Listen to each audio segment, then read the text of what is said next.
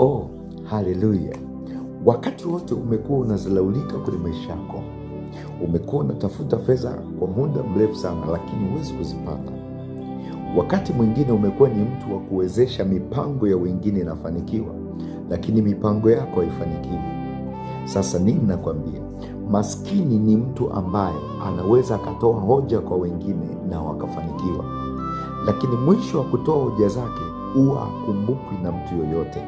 Narudia kusema, maskini ni mtu ambaye anaweza akaongea neno kwa mtu yoyote, lile neno utendaji wake ukawa ni mkubwa sana. Mawazo ya yule maskini huwa hayasikilizwi kwa wakati huo. Mawazo ya yule maskini huwa hayasikilizwi kwa wakati huo. Asilimia kubwa ya watu anaweza akapanda cheo kwenye kazi au akapata mafanikio, ni kwa sababu ya kamaskini kamoja kalianzisha jambo na hilo jambo likawa limefanikiwa. Sasa haujaanza wewe peke yako. Yuko maskini mmoja ambaye mwenye hekima aliweza kuokoa mji. Ukisoma katika Mhubiri sura ya 9 mstari wa 15 na wa 16, yuko maskini mwenye hekima katika mji mdogo ambao kuna jamaa mmoja alitaka kujenga mji pale na kuuteka ule mji. Ndipo yule maskini mwenye hekima alitumia hekima yake akaukomboa ule mji. Baada ya kukomboa ule mji alizalauliwa.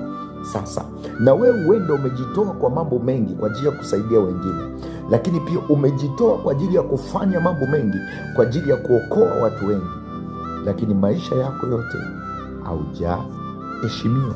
Sio wewe peke yako. Sasa Mungu anataka kukuheshimisha katika hili jambo. Unatakiwa kumwambia Mungu, nahitaji wakati mpya na ninahitaji nafasi yako.